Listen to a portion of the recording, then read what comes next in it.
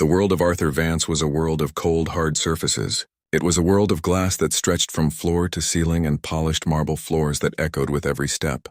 His home, a penthouse perched at the very top of the city's tallest building, was less of a home and more of a monument. A monument to his success, his money, and his power. He was a man who built things, skyscrapers that scraped the clouds, shopping centers that covered entire city blocks. His name was in the newspapers, his face was on business magazines, and his voice could silence a room full of arguing executives with a single, quiet word. But for all the things he built, his own life felt strangely empty. The penthouse was too quiet. The only sounds were the low hum of the air conditioning, the distant wail of a siren from the streets far below, and the soft, almost silent movements of one other person. That person was his housekeeper. She was a woman who had been working for him for years, yet he knew almost nothing about her. She was probably in her late 50s, with kind eyes that usually looked down at the floor and hands that were always busy. He paid her a good salary, of course. He was a fair man in his own mind. He provided her with a small room and bathroom of her own at the very end of a long hallway, far away from the grand spaces of the main penthouse. To him, she was just the housekeeper.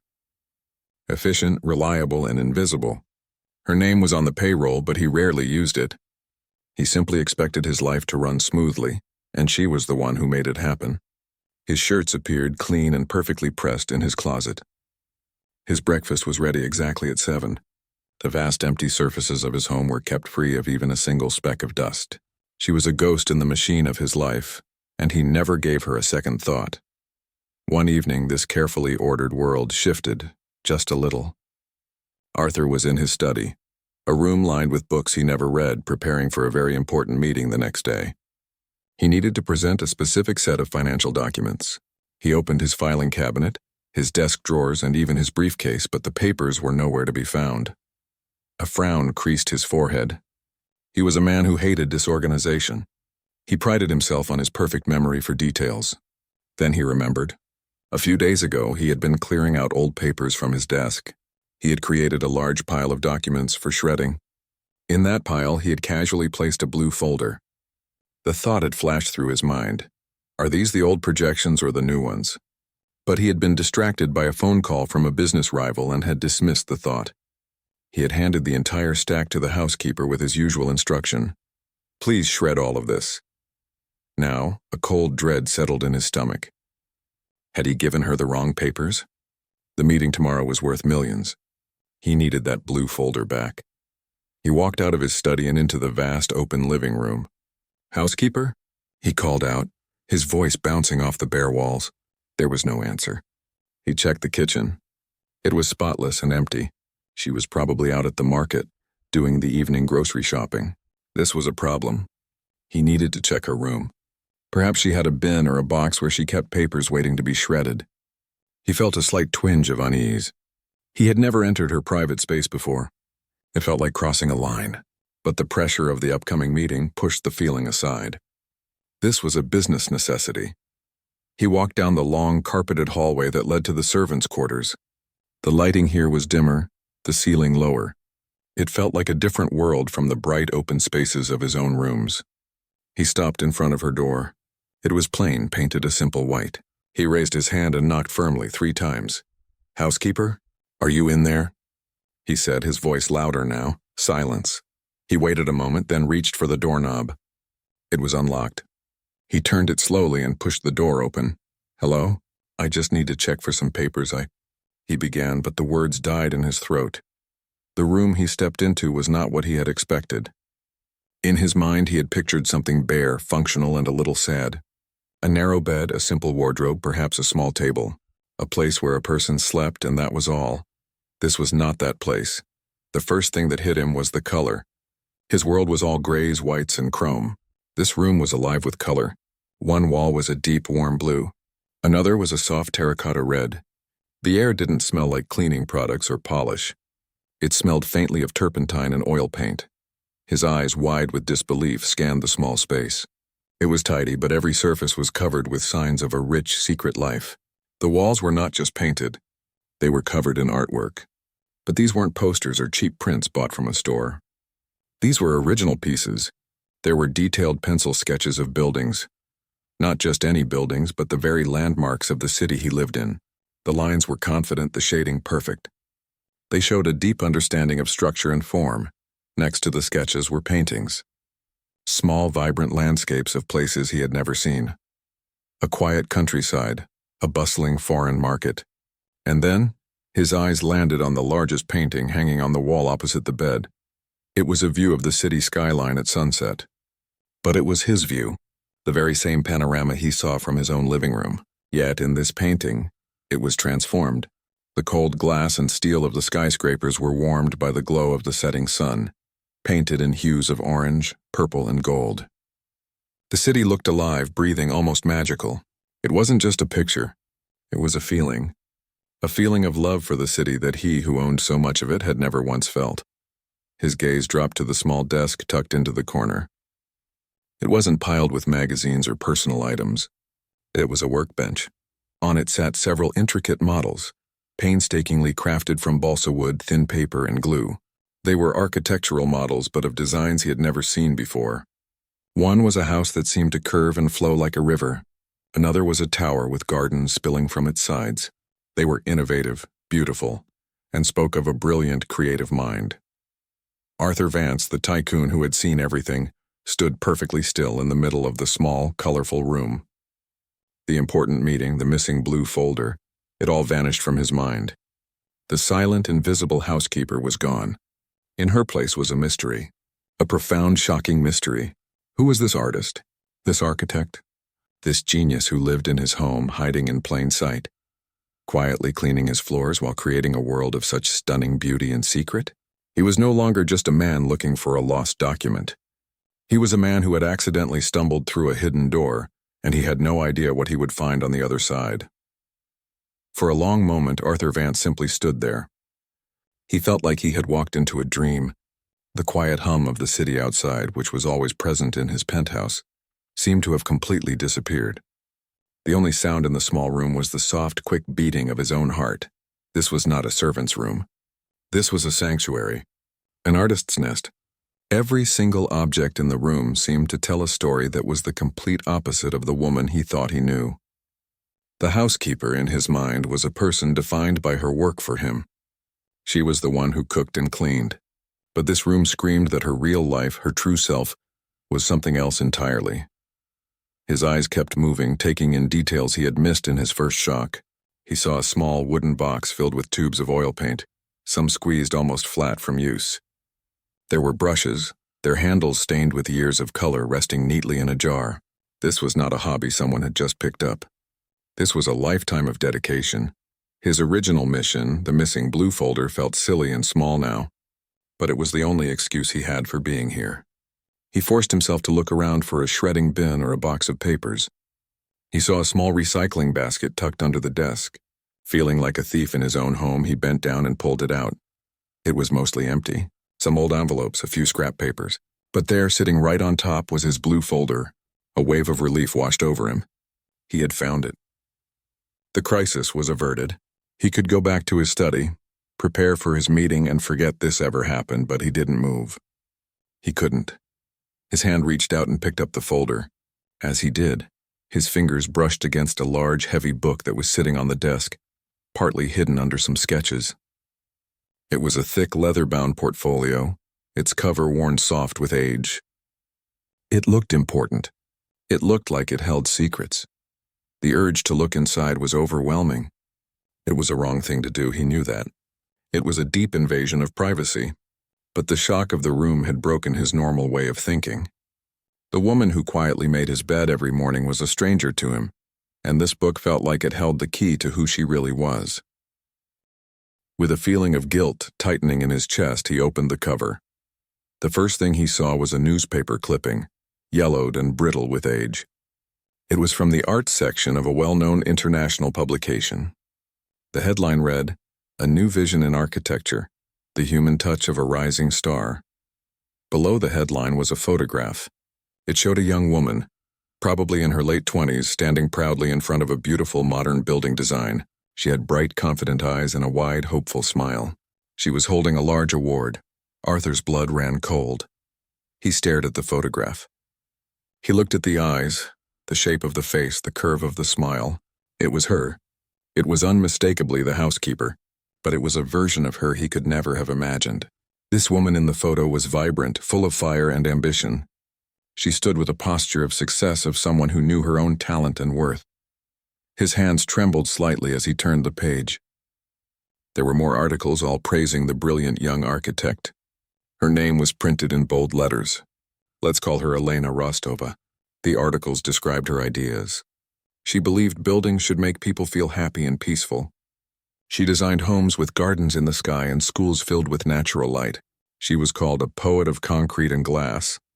Then he turned another page and the tone of the clippings began to change. He found a letter, a carbon copy on thin, crinkly paper. It was a rejection from a powerful architecture firm. The wording was cold and cruel.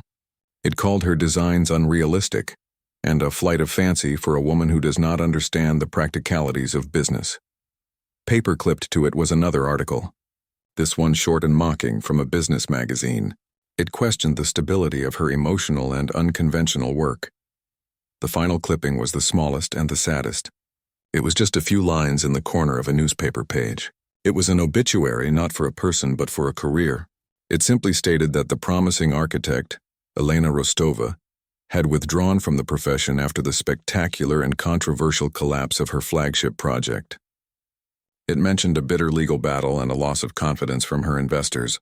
Arthur slowly closed the heavy portfolio. He felt like the air had been knocked out of his lungs. He wasn't just looking at a collection of old papers.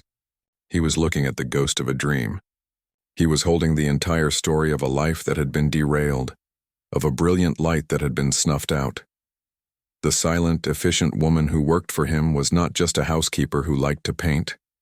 She was a fallen master, a person who had once stood at the top of a world similar to his own, only to be pushed off the edge. The professional setbacks, the harsh criticism, the public failure, he knew how devastating those things could be. He had seen strong men break under less. He thought about the cold way he handed her his shredding.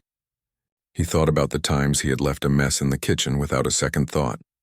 He thought about how he never asked her a single question about her life, her family, or her dreams. He had reduced a woman who was once celebrated in international magazines to a shadow in his hallway.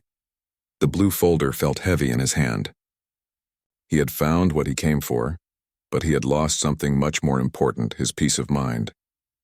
He carefully placed the portfolio back exactly where he found it. He smoothed out the sketches on top of it, trying to erase any sign that he had been there. He walked out of the room, closing the door softly behind him. The journey back down the long hallway felt different. The grand, cold spaces of his penthouse now felt arrogant and empty. The multi-million-dollar view from his window seemed sterile and dead, compared to the warm, living cityscape he had seen on her wall. He sat down in his expensive leather chair, the blue folder on his desk. The important meeting was tomorrow. But for the first time in many, many years, Arthur Vance, the tycoon, the man who built empires, could not think about business. All he could think about was the ghost of a brilliant artist living in the room at the end of his hall, and the crushing weight of a question. How does a person come back from having their dream so completely destroyed? The familiar sound of the front door opening and closing echoed softly through the penthouse. It was the housekeeper returning from the market. Arthur Vance, sitting in his study, felt his heart give a sudden hard thump. The blue folder was safe on his desk, but the knowledge he now carried felt like a heavy, dark secret in his pocket. He heard her quiet, efficient movements in the kitchen. The rustle of grocery bags being unpacked. The soft click of cupboard doors. The gentle running of water as she washed the fresh fruits and vegetables. These were the sounds of his normal life, the soundtrack of a world that made sense to him. But now that world was broken. The sounds felt different. They were the actions of a stranger. He knew what he had to do. He couldn't just pretend he hadn't seen it. The image of those paintings, the feel of that old portfolio were burned into his mind. He had invaded her privacy in the worst way, and he felt a deep, gnawing shame about it. But more than that, he was consumed by a powerful curiosity. He needed to understand. He needed to hear the story from her. He took a deep breath, stood up, and walked towards the kitchen. She was standing at the counter, putting away a box of tea. She looked exactly as she always did, calm, focused on her work. She didn't look like a woman whose dreams had been shattered. She looked like his housekeeper. Could I speak with you for a moment?" he asked.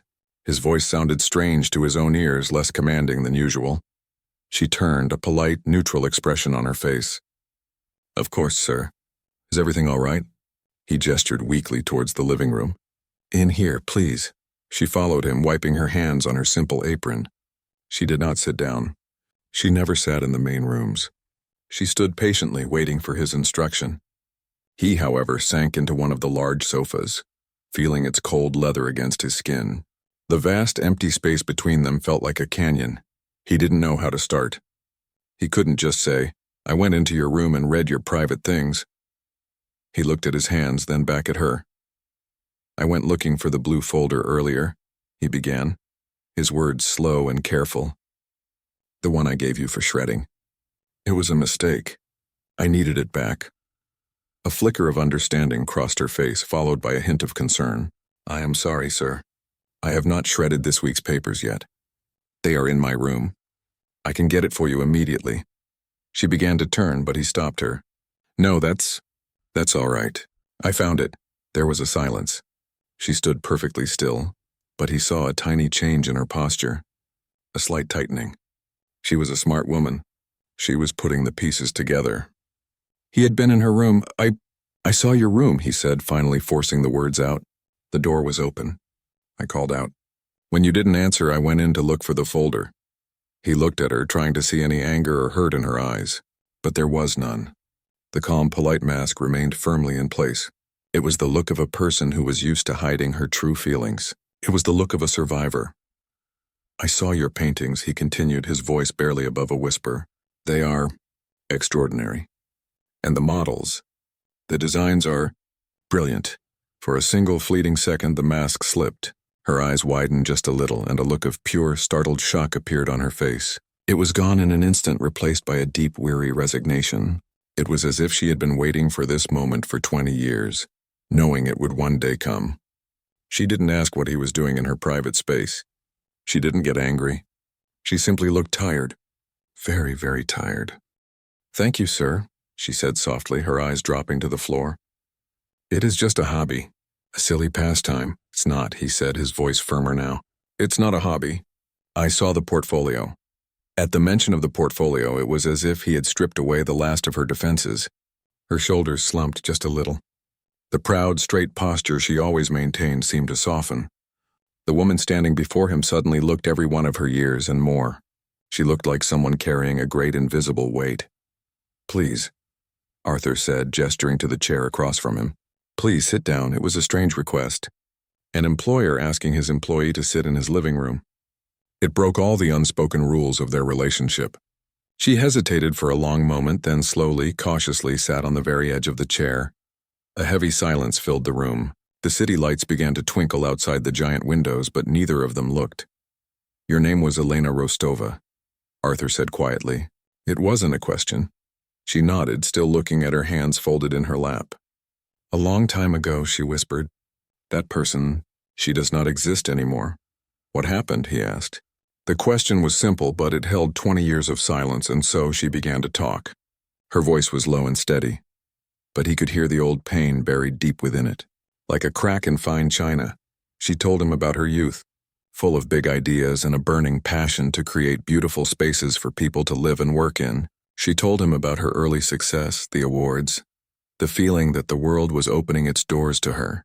She described her flagship project, a community center that was designed to be a heart for a poor neighborhood, full of light and green spaces.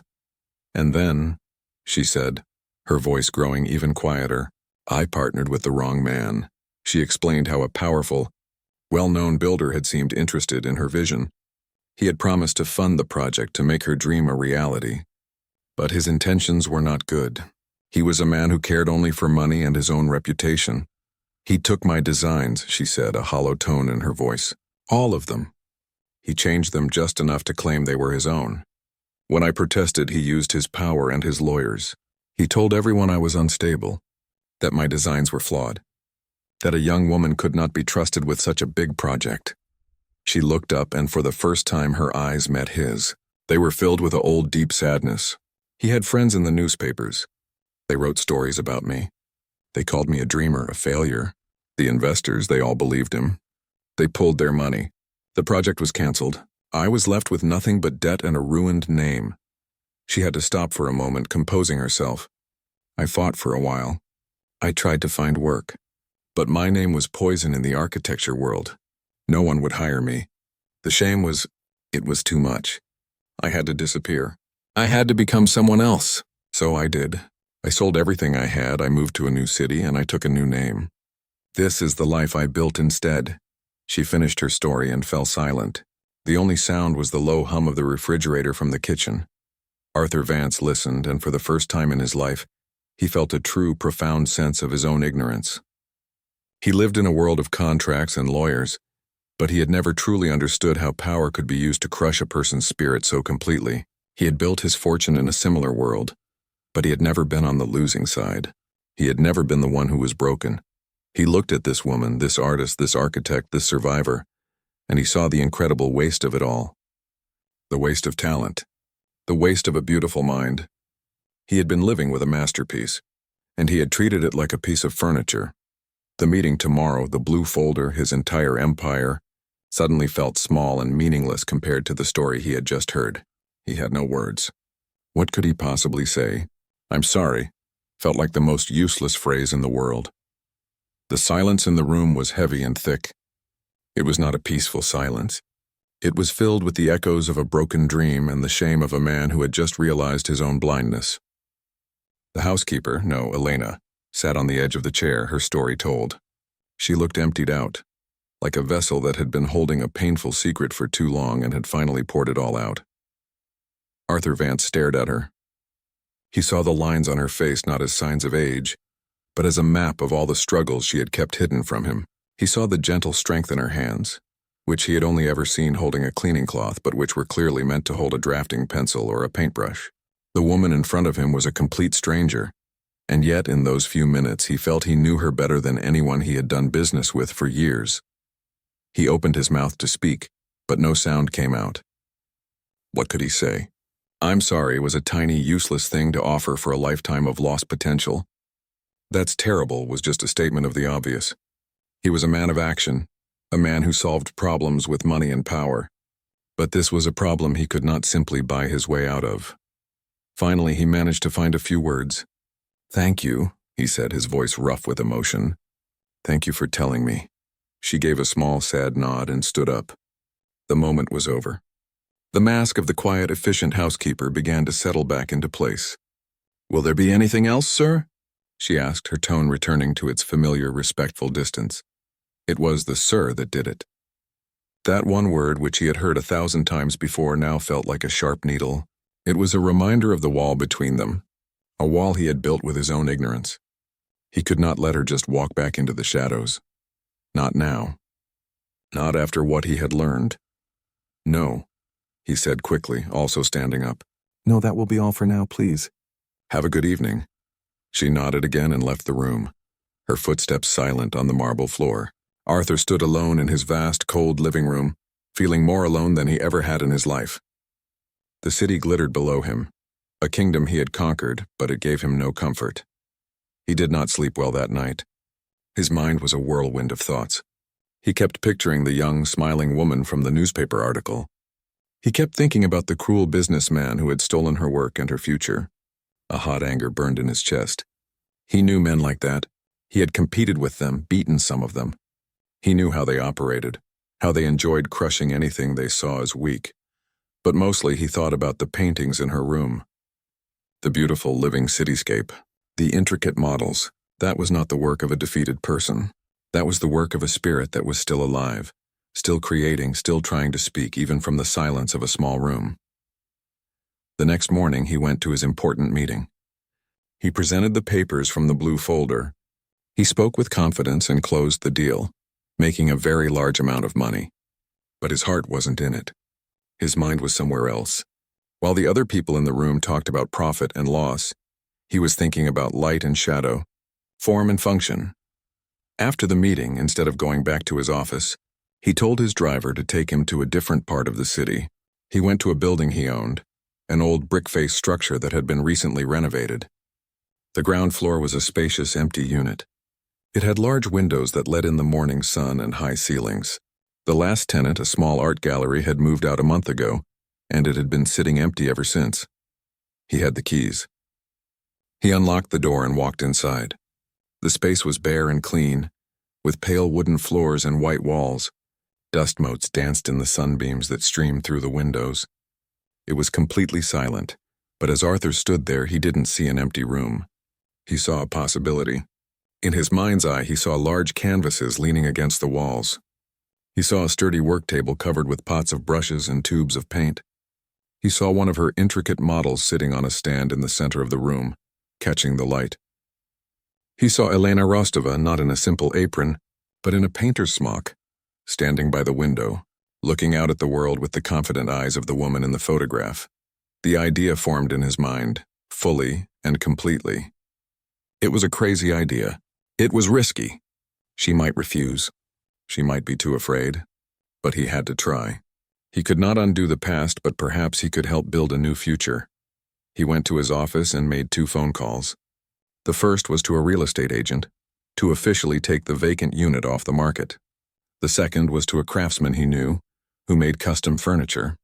He gave him very specific instructions for a large, solid work table and a special stand for displaying models. For the rest of the day, a feeling he hadn't felt in years bubbled inside him.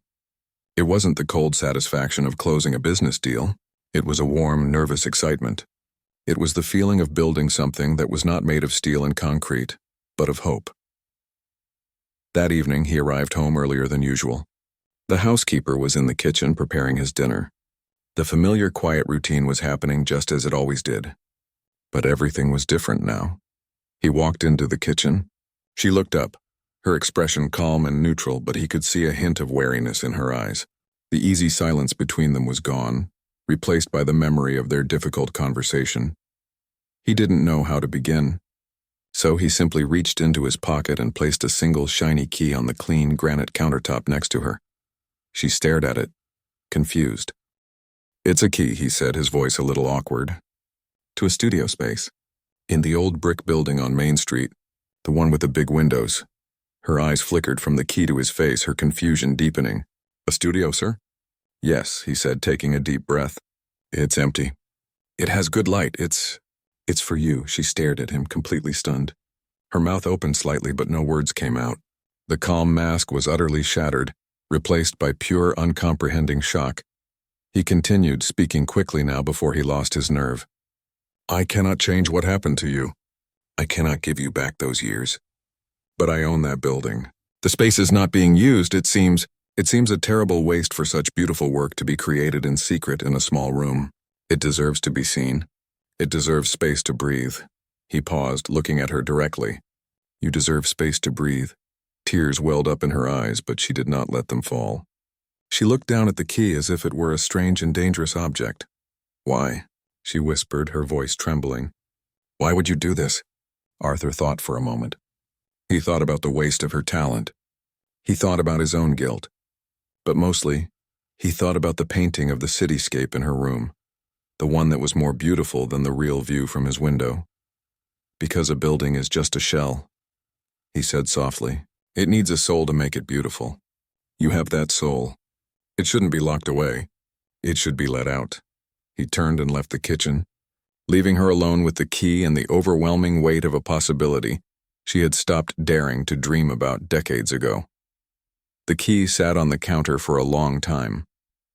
The housekeeper, Elena, stood frozen, her hands still damp from washing the vegetables.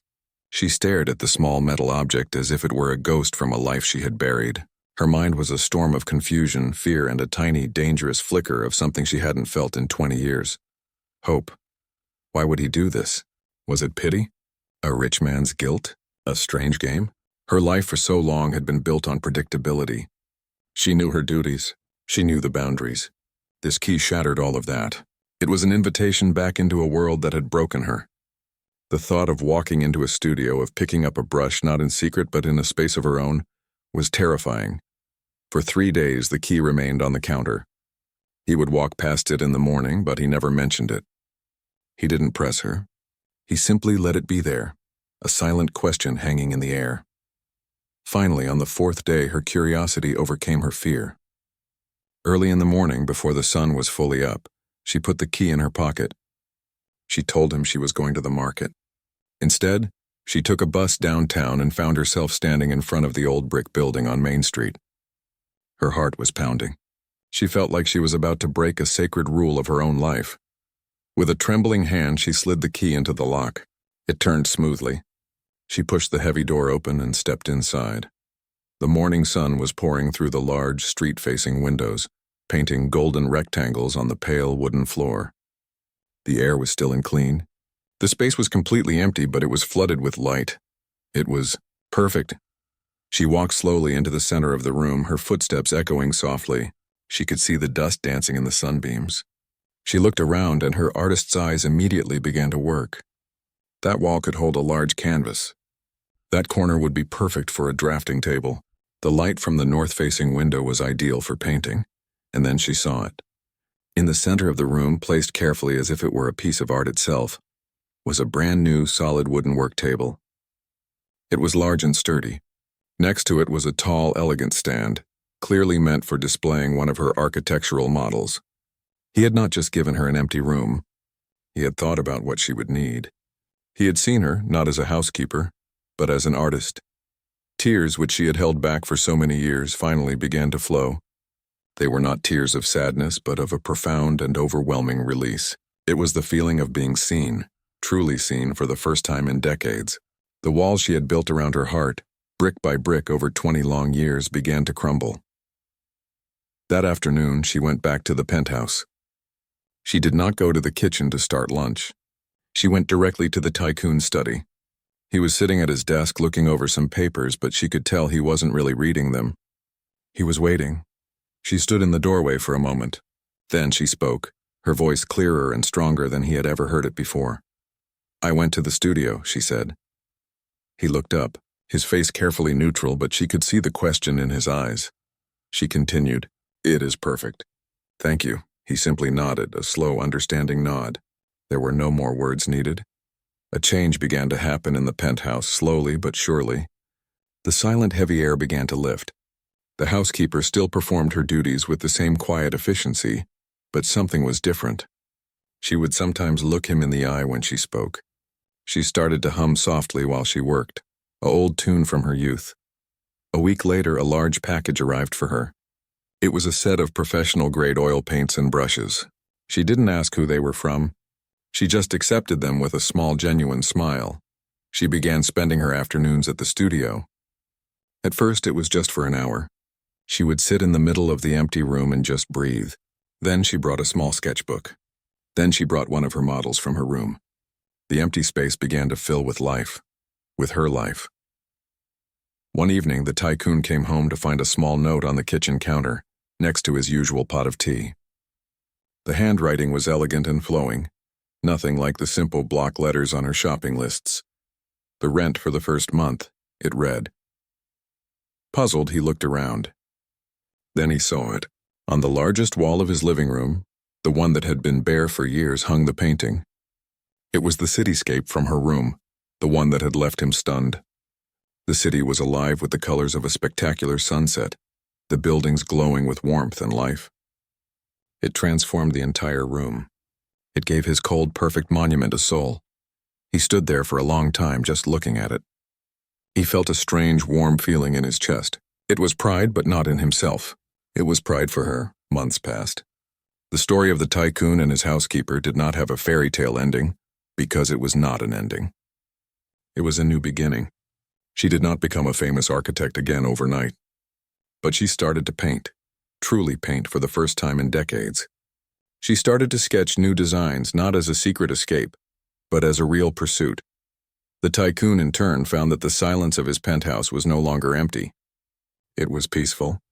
He found himself looking forward to coming home, not to his expensive things, but to seeing if there was a new small painting on the mantelpiece or a new, intricate model on the table, her way of paying her rent. He had given her a key to a room, but in return, she had given him a key to something he didn't even know he was missing. The understanding that the most valuable things in life are not built with money, but with kindness, respect, and the courage to give a forgotten dream a second chance. The woman who cleaned his home had in the end cleaned the dust from his own heart. And in the warm, colorful light of her painting, his world finally began to feel like a home,